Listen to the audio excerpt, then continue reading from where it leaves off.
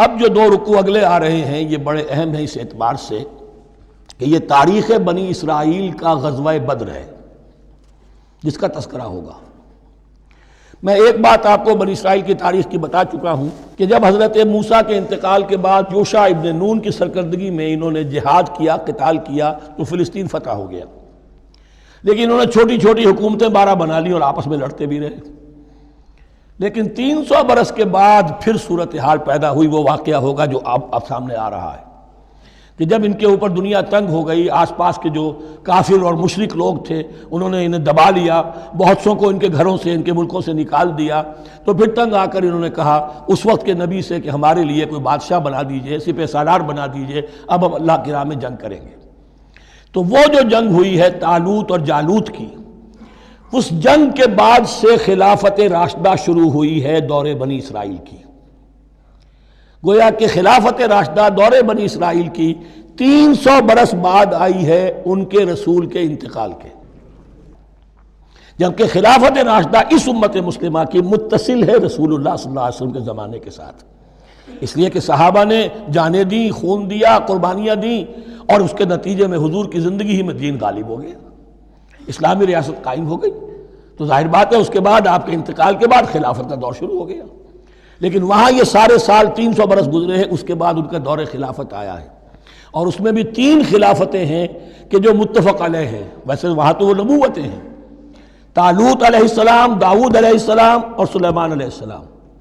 چوتھی خلافت پر آ کر تقسیم ہو گئی ہے، جیسے حضرت علی کے زمانے میں چوتھی خلافت میں عالم اسلام جو ہے دارالاسلام منقسم ہو گیا کہ مصر اور شام نے حضرت علی کی خلافت کو تسلیم نہیں کیا۔ اسی طرح حضرت سلیمان کے 2 بیٹوں میں پھر ان کی مملکت تقسیم ہو گئی، ایک اسرائیل اور ایک یہودیہ، یہ 2 ریاستیں وجود میں آئی، جیوڈی۔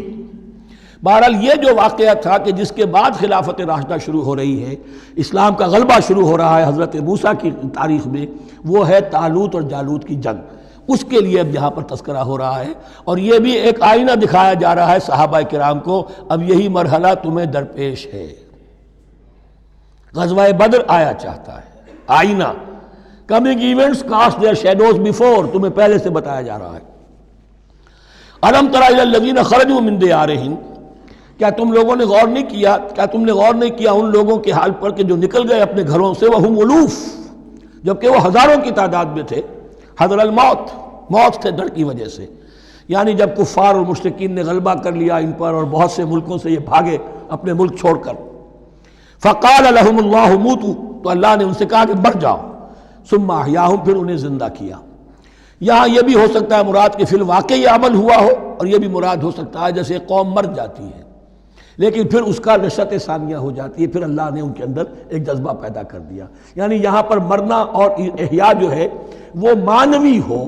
روحانی ہو، اخلاقی ہو، وہ بالفعل جسدی نہ ہو، لیکن اللہ کے اختیار سے باہر نہیں، اس کی قدرت میں ہے، سب کو مار کر بھی دوبارہ جلا سکتا ہے۔ ان اللہ لذو فضل علی الناس ولکن اکثر الناس لا یشکرون، اور یقیناً اللہ تعالیٰ تو اپنے بندوں پر بڑا فضل کرتا ہے، لیکن اکثر لوگ جو ہیں شکر نہیں کرتے، ناقدری کرتے ہیں اللہ کے احسانات کی۔ لیکن اب وہ غزوہ بدر جو ہے ان کا، سابقہ امت مسلمہ کا، اس کا حال بیان کرنے سے پہلے مسلمانوں سے گفتگو ہو رہی، اس لیے کہ ہے تو ساری ان کے لیے، ان کی ہدایت کے لیے۔ تاریخ بیان کرنا قرآن کا مقصد نہیں ہے، تاریخ کی کتاب نہیں ہے یہ، تو جو پروسیس آف ریولوشن چل رہا تھا، جو جد و جہد تھی، جو تحریک تھی محمد رسول اللہ کی، جس مرحلے میں سے وہ تحریک گزر رہی ہے، اسی مرحلے کی مناسبت سے سابقہ تاریخ سے بھی واقعات لائے جا رہے ہیں، اور اسی کی مناسبت سے وہ جو بھی وقتی احکام ہیں وہ دیے جا رہے ہیں۔ وَقَاتِلُوا فِي سَبِيلِ اللَّهِ وَاعْلَمُوا أَنَّ اللَّهَ سَمِيعٌ عَلِيمٌ، اور جنگ کرو اللہ کے راستے میں، اور جان لو اللہ تعالیٰ سب کچھ سننے والا اور جاننے والا ہے۔ مَنْ ذَا الَّذِي يُقْرِضُ اللَّهَ قَرْضًا حَسَنًا فَيُضَاعِفَهُ لَهُ أَضْعَافًا كَثِيرًا، کون ہے وہ شخص کہ جو اللہ کو قرض حسنہ دے؟ یہ انفاق جب کیا جاتا ہے خالص اللہ کے دین کے لیے، تو اللہ کہتا ہے یہ میرے ذمہ قرض ہے، دین میرا ہے، تم میرے دین کو غالب کرنا چاہتے ہو، میری حکومت قائم کرنا چاہتے ہو، تو جو کچھ اس میں خرچ کرو گے وہ مجھ پر قرض ہے، قرض حسنہ ہے۔ من ذا الذی یقرض اللہ قرضا حسنا فیضاعفہ لہ، تو اللہ اس کو اس کے لیے بڑھاتا رہے، دگنا کرتا رہے، اضعافا کثیرا، دگنا چوگنا، بہت گنا۔ واللہ یقبض ویبسط، اور اللہ کے اختیار میں کسی چیز کو چھوٹا کر دینا، سکیر دینا اور کھول دینا اور کشائش کر دینا۔ وَإِلَيْهِ تُرْجَعُونَ، اور اسی کی طرف تمہیں لوٹا دیا جائے گا۔ یہاں دیکھیے یہ دونوں چیزیں،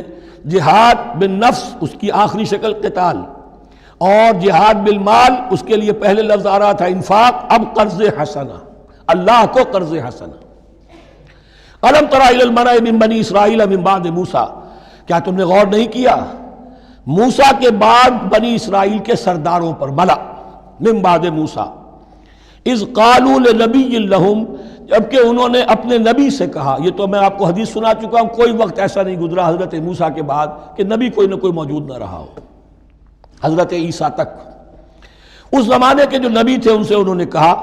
لَهُمْ مُبَعْثْ لَنَا مَلِكًا نُقَاتِلْ فِي سَبِيلِ اللَّهِ، اب ہمارے لیے کوئی بادشاہ مقرر کر دیجئے تاکہ ہم اللہ کی راہ میں قتال کریں، جنگ کریں۔ یہاں بادشاہ سے مراد ہے جو سپہ سالار ہو۔ نبی ہے تو ظاہر بات ہے کہ نبی کا رتبہ تو بلند رہے گا، لیکن نبی کے تابع ہو کر کوئی شخص کہ جو جنگ کی سپہ سالاری کر سکے اس کو نامزد کر دیجئے۔ قال هل عصیتم ان کتب علیکم القتال الا تقاتلوا، جو نبی تھے یہ سموئیل نبی تھے، سموئیل، یہ آپ اولڈ ٹیسٹمنٹ میں پڑھیں گے سموئیل نبی۔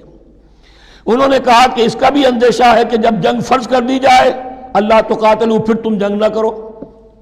یعنی ابھی تو بڑے تمہارے دعوے ہیں، بہادری دکھا رہے ہو، بڑا جوش و خروش ہے، کہیں ایسا تو نہیں ہوگا کہ ادھر سے میں اللہ تعالیٰ سے اجازت بھی لوں جنگ کی اور تمہارے لیے کوئی سپہ سالار یا بادشاہ بھی بنا دوں اور پھر تم جنگ سے کرنی کترا جاؤ۔ قالوا وما لنا الا نقاتل فی سبیل اللہ، ان کا کیا کیسے ممکن ہے کہ ہم اللہ کی راہ میں قتال نہ کریں؟ وقد اخرجنا من دیارنا وابنائنا، جبکہ ہمیں نکال دیا گیا ہے ہمارے گھروں سے اور ملکوں سے اور اپنے بیٹوں سے، یعنی ان کی اولاد کو تو انہوں نے غلام بنا لیا، ان کی عورتوں کو باندیاں بنایا، اب یہ تو نکلے ہوئے ہیں اپنے ملکوں سے خوف سے بھاگے ہوئے۔ فلما کتب علیہم القتال، تو جب ان پر وہ جنگ فرض کر دی گئی، تولوا الا قلیلا منہم، تو پیٹھ پھیر گئے سب کے سب سوائے کچھ لوگوں کے۔ یہ گویا کہ تنبیہ کی جا رہی ہے مسلمانوں، تم بھی بہت کہتے رہے ہو کہ حضور ہمیں جنگ کی اجازت ملنی چاہیے، ہم کب تک یہ ظلم سہیں گے، لیکن ایسا نہ ہو دیکھو اب جب جنگ کا حکم آئے، اب پڑھ چکے ہم وہ آیت کتب علیکم القتال وہو کرہ لکم، اب اچھی نہیں لگ رہی جنگ، جان تو پیاری ہے، تو اب دکھا دیا گیا وہاں بھی یہ ہوا۔ واللہ علیم بالظالمین، اور اللہ ایسے ظالموں سے خوب باخبر ہے۔ وقال لهم نبیہم، اور ان سے کہا ان کے نبی نے، ان اللہ قد بعث لکم طالوت ملکا، تمہارے لیے اللہ تعالیٰ نے طالوت کو بادشاہ مقرر کیا ہے۔ ان کا نام تورات میں آیا ہے سول یا ساؤل، SAUL۔ اب یہ سمجھ میں نہیں آتا، ہو سکتا ہے کہ اصل نام ساؤل ہو، لیکن چونکہ وہ بہت قداور تھے، طول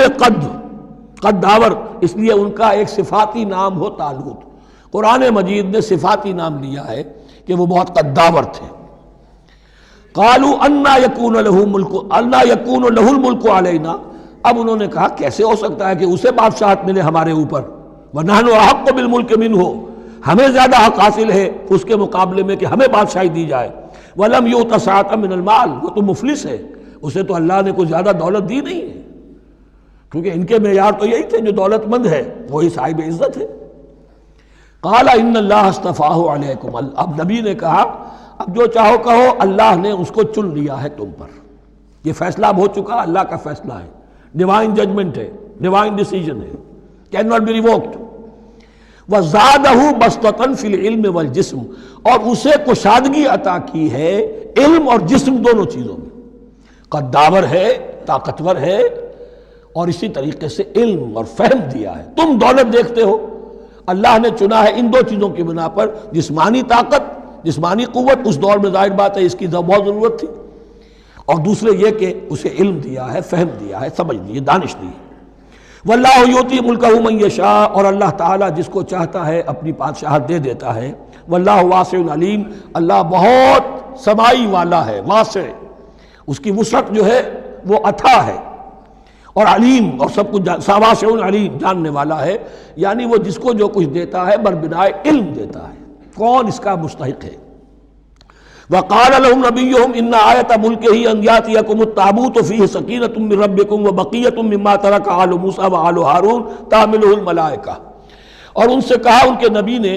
کہ طالوت کی بادشاہت کی ایک نشانی یہ ہوگی کہ وہ صندوق جو تمہارے سے جاتا رہا چھن چکا ہے، جس میں سکینہ ہے، تمہارے لیے تسکین کا سامان ہے